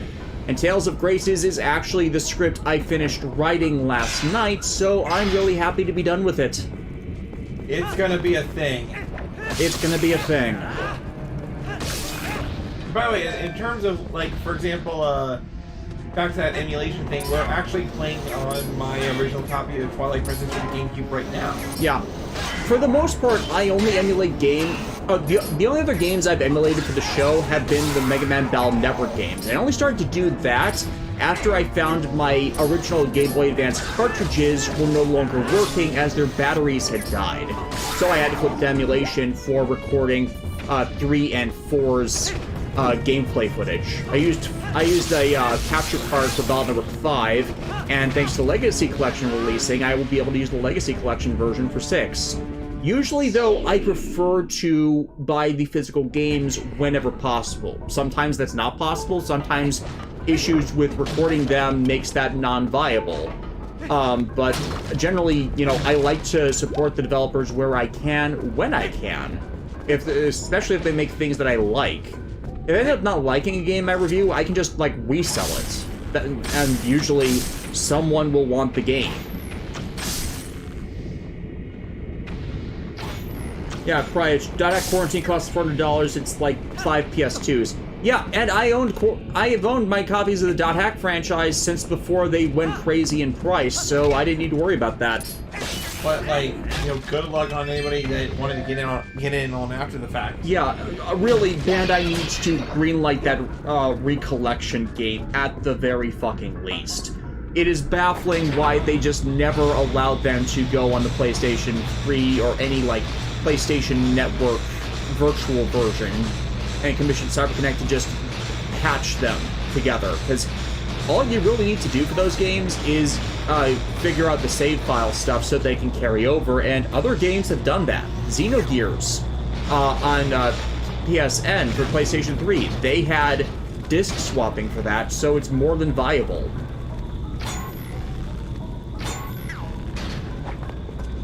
stupid ceiling lizards. Don't you hate it when you have ceiling lizards in your home? Now, desk question, any chance of you reviewing more Disgaea games? Honestly, I don't think so at this point, just due to the general time sink that is involved in a lot of their stat grinds. It's a long time sink. Yeah, it's not for a lack of liking games or anything of the sort, but like, I picked up a bunch of the extra ones. I don't think I have Disgaea 5, but I at least had Disgaea D2 the PS4. So yes, I am aware of Laharl Chan. who? Basically, Laharl gets gender swapped in one of the arcs of the game. Huh. Yeah. Which is funny because voiced by same woman, you know, forgetting her name off the top of my head. The same woman who voices Rita Repulsa from Power Rangers. Barbara Goodson? Barbara Goodson, yes. Laharl is voiced by Barbara Goodson. That's funny. Yeah. It's why I used an opening bit of Laharl when I went back to review MMPR.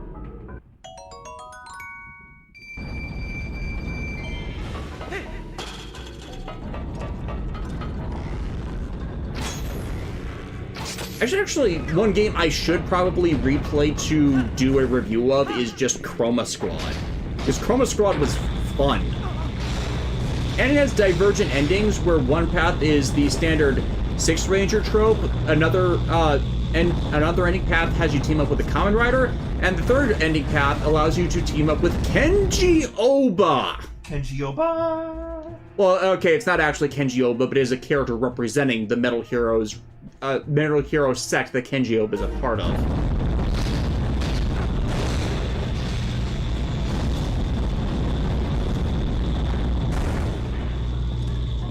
Speaking of Power Rangers deaths, any opinions on Boom Studios' Power Rangers comics? Unfortunately, because they're comics canon, they could not fix any of the major canon continuity problems that the live-action Power Rangers series have adapted. They've tried to roll with it, but the longer they've gone on, the less I think they've been appreciated, because just like they go too far with some things. Like making Heckle the Talon Ranger after the fact does not fix Dino Charge's problems. Because they could have gotten the suit and done original footage if they wanted to. They did enough original footage in Dino Charge to have done it if they didn't get Kyoryuger's movie. They did not get Kyoryuger's movie. And they implied for the longest time they were doing something with it, and then it was learned that that was all basically just a lie, or misinterpretation of what their statements were, and their statements themselves were misleading, which unfortunately happens. But it's still... them trying to do fan service right, good on them for the attempts. I know they've done some decent original stories, but they weren't going to be able to fix several things that were fundamentally wrong.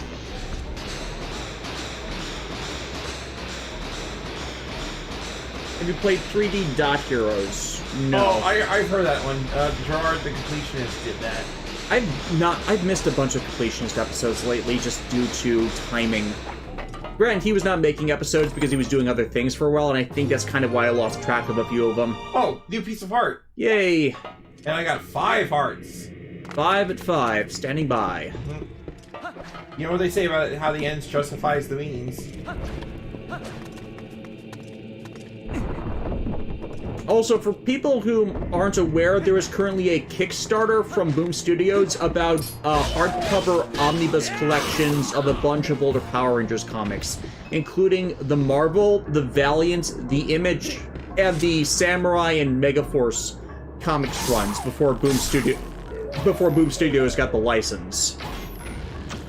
I'm not going to invest in that. I am very much not a comics person overall, but I know there are people that would be invested in getting just big collections of all the stupid old comics. And that way you don't have to wait for Linkara or another comic reviewer to tell them about to tell you about their existence.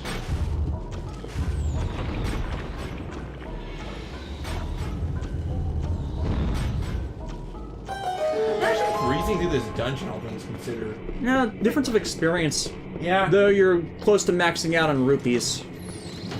Oh crap. I wonder, does the wallet cost 300 rupees? The wallet? The wallet expansion? No, it's, remember those bugs? Yeah, right, Agatha. Yeah, Agatha Christie. You know, there's the I'm amazed the Pokemon trainer Agatha wasn't a bug person. Yeah.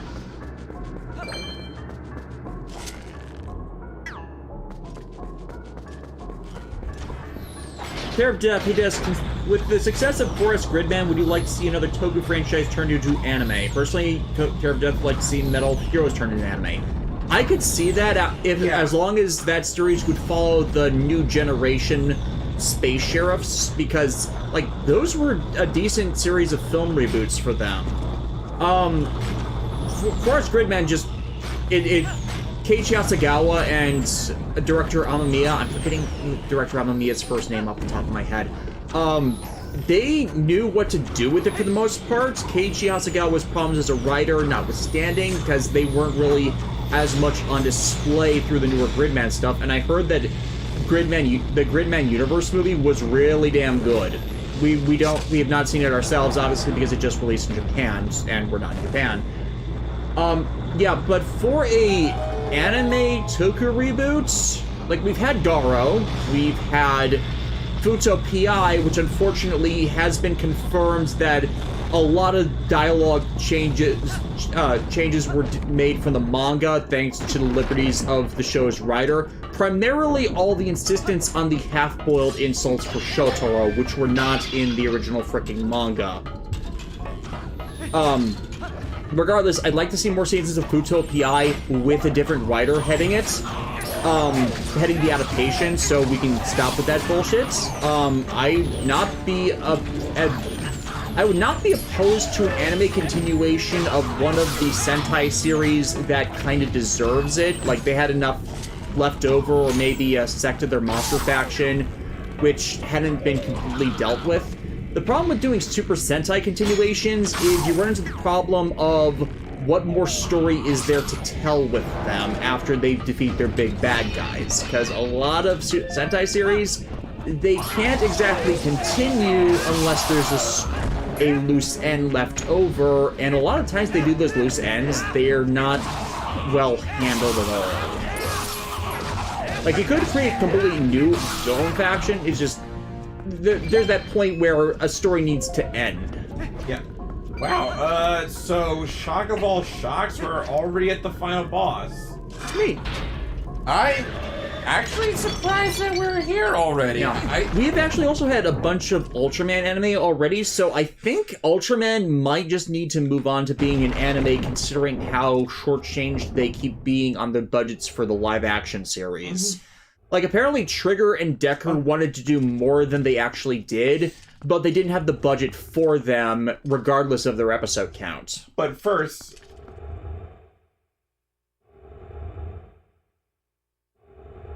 I am the Shadow, the true self!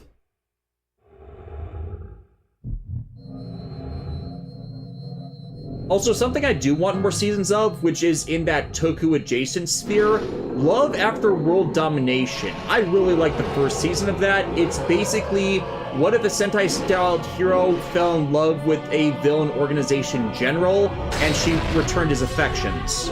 And then, you know, the story is then them dating, despite being on quote-unquote opposite sides. So, yeah, boss time, Twilight Igniter, Virus.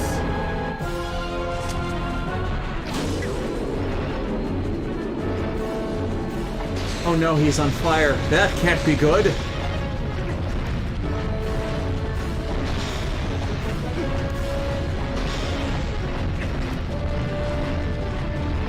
Curse you, Professor Impossible! He's Professor Incorrigible now.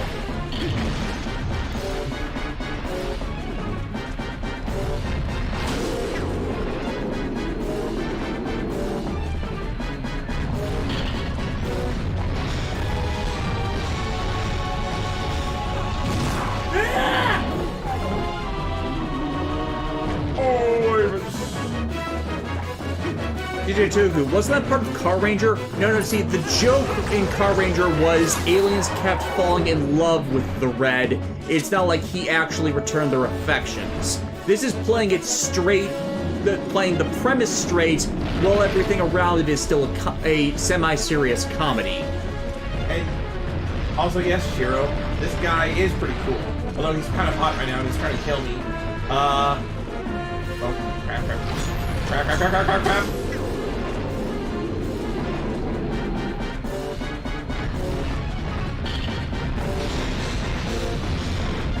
Fair Death, best question, would you be willing to review the 3 Ultraman anime? Not really, because Ultraman overall is not really my thing. I don't hate it, but I'm not as invested in it as some of the other Toku series. This is not the flack against Subarai, it's just a balanced taste thing, where I think Super Sentai is the most balanced in foot versus giant combat, whereas Ultraman leans a bit too into giant combat for me. Not to say that it's bad for it, I like watching the shows. G and Z are probably my favorite Ultra series, and Zero is up there as among my favorite of the Ultras, but it's just like, I kind of bowed out with Trigger and I didn't watch Decker, and I kind of think the Ultra Galaxy Fight series have kind of run their course because they're not really trying to conclude, but always sequel bag, and that's not really appealing. So I'm not exactly out with Subarai right now, but I'm not exactly invested in getting into the stuff with them, especially since I heard the 3 Ultraman animes releases have not been great. I just beat the boss, no problem. Yeah.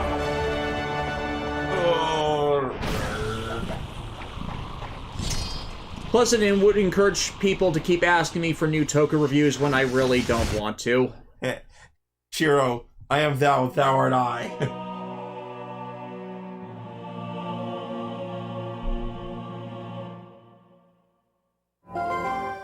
Masaka is waking.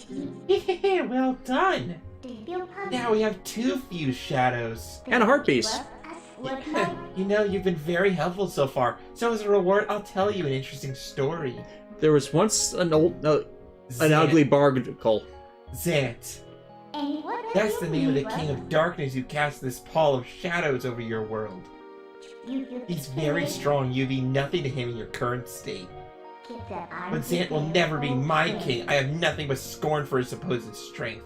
Not that yours Zelda is much better. Did Zant have a sibling named Zing?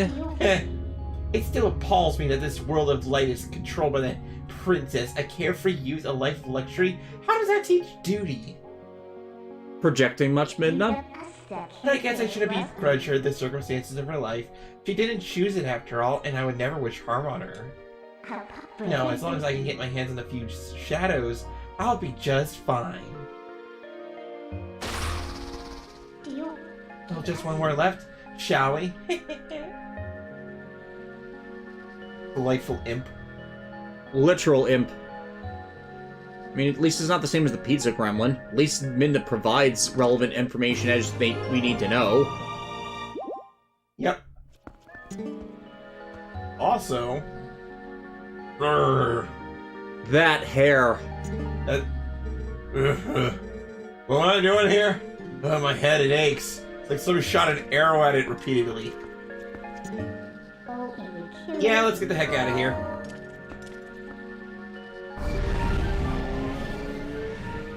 Shiro, you saved Polnareff. We saved Polnareff. We did it, Patrick. We saved the city. City is on fire. Well, it was like that before this. I'm just amazed of how well I did there. Yeah, that was pretty expedient. But again, difference of time and age and experience with a lot of these things. Mm-hmm.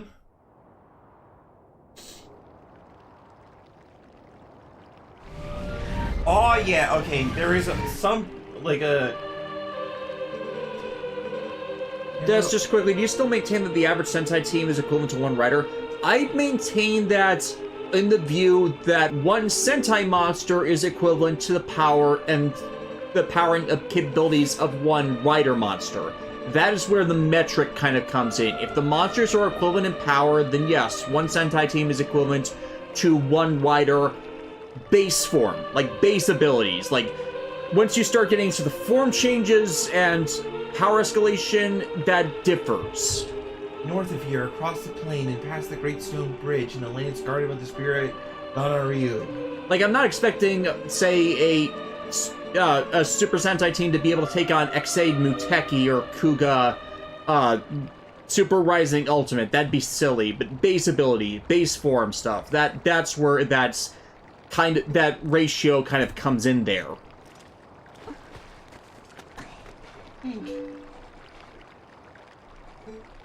Oh yeah.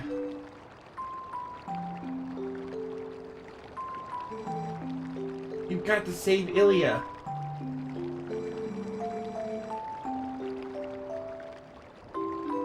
Also, I wouldn't expect, Calvin Hearts to be able to defeat normally giant robots. I mean, not a lot of riders are punching in the weight class of Hibiki Tachibana, who could probably bowl over a Megazord. No, I have no doubt in my mind that Hibiki Tachibana could easily deck a Megazord in the face. If the second she punched through a mountain, she raised herself to the knock out a Megazord weight class. And she already, smashed it. Well, she had help with her friends, but... And she was in, Extra, I'd say, but, that was starting out. I think, end of series Hibiki. Yeah. Could, not only push back something like Axis, but she could smash it. You want to? Yeah. Because that's the beauty of her ability, is that if she so wills it, she will find the strength to just punch it. Mm-hmm. That's what the God Slaying Spear does. Absorbs and redirects the power directed against it. Yep. I mean, heck, if you take XDU into account, she already has a dual relic with Mjolnir, which means she's more than worthy. Goldion Crusher. Yes. Well, we have to go save the girl.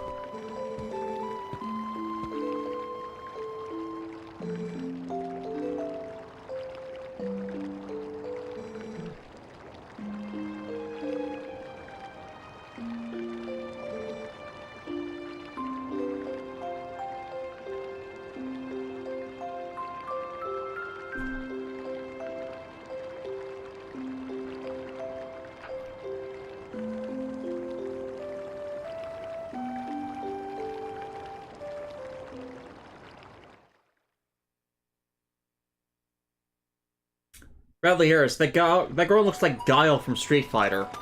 Well, Guile's theme does go with everything. Yep. But we got some stuff to buy. You have the insects for the wallet yet? Oh, no. No, I said, we have more than enough money in our wallet. Yeah, I know, we do. It's just I was saying, are you near the insect collection stuff to expand the wallet? Because I remember that minigame. Or rather, side quest.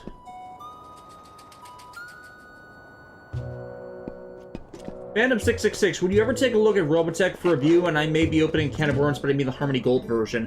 Unfortunately, Harmony Gold is another one of those who are copyright Nazis on YouTube, so even if I wanted to, I basically would just get savaged by them, and to the point they would actually send me a lawsuit. So I'm not gonna deal with that. Plus, to actually review the series, I would have to give them money because there are not a lot of torrents online of the Robotech version of Macross.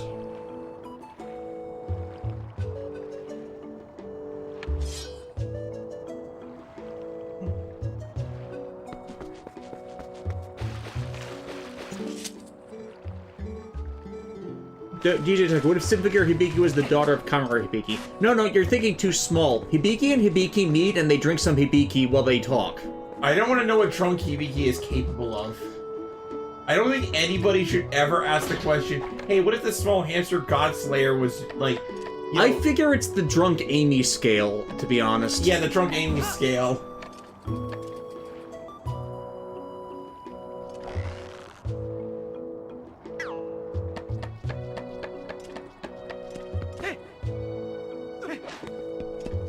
I kind of expect Mika to be handsy, though. Oh, no, she would. There's no doubt about it. Like, Miku, what's wrong with you? Oh, I've had one too many. Oh. My personal headcanon is, like, most tsunderes are happy drunk. So guess what? We have a bomb bag now. But not only that, but we can combine the bombs with the arrows to create bomb arrows. You've created... You are now Green Arrow. You have failed this city. Zengetsu, is there a new Simple Gear anime coming out? We do. No. We know there's a new project coming out. We're not sure if it's going to be a completely new animated series or if it's going to be a movie. Like, I've been going back and forth on, like, the idea of... Yeah, that's why I was saying no, because we don't know. But we definitely know it's something... It is definitely something animated. Because if it was, like, anything XDU related, they would have said it was XDU related. Yeah. Phantom666. Robotech is free on YouTube. Watched the entire series in the last few days. Yeah, that's the problem. Just because it's up on YouTube by the official creators doesn't mean that they won't copyright strike a channel that discusses it. I had to take down all the Rockman.exe reviews because Capcom USA was putting the show up on YouTube themselves. That was why it required my complete re-edit of the series, because I got all my strikes at the same time that they were first putting them up in prep for that.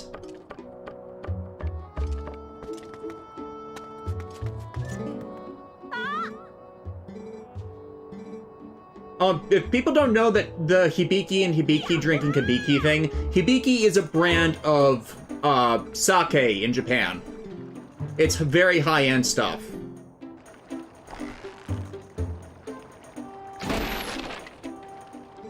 Yeah, Fan66, understand why you want to avoid Robotech, as Harmony Gold is well known for how casual they are when it comes to suing people to keep their hands in the franchise. Exactly. It's what I pointed out back when I reviewed Super Robot Wars. It was one of the things in that intro video I did for the franchise on why we had not been able to get Super Robot Wars games until V, which was all because of Harmony Gold's bullshit, as said by Bandai themselves on that. Which was really damn irritating because we missed out on the Z sub-series of games and how they expose many of the problems of Code Geass by how they fixed the damn storyline.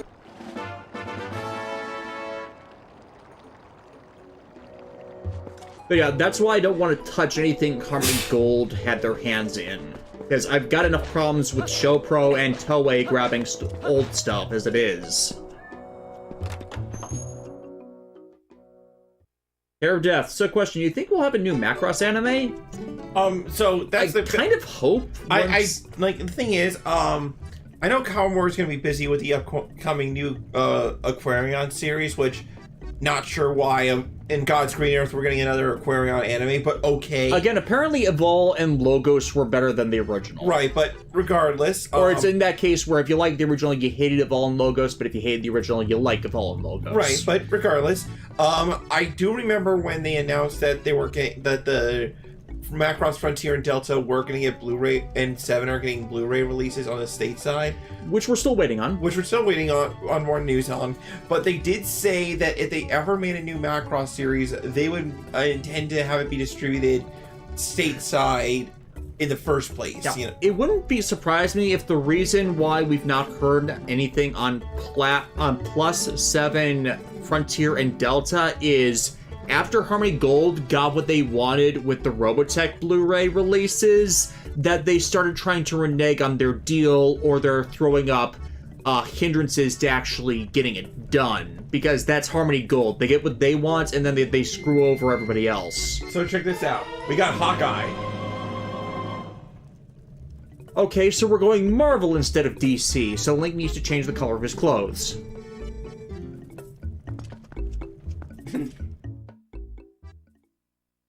Okay, so what time we got? It is just at 2 hours. Alright, so before we go, I figured let's, demonstrate the effectiveness of our new weapons. Bomb arrows. But first, what the Hawkeye actually does... It lets you zoom in. Yep. Your sniper.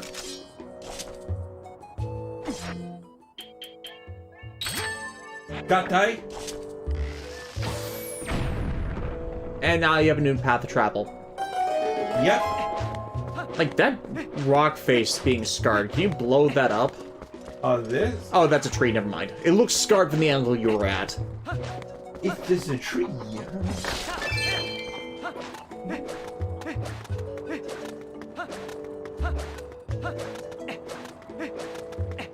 DJ Toku, Logos has a whole episode as a shout out to Ghostbusters. It is strange when that happens in Japan because I've seen it like...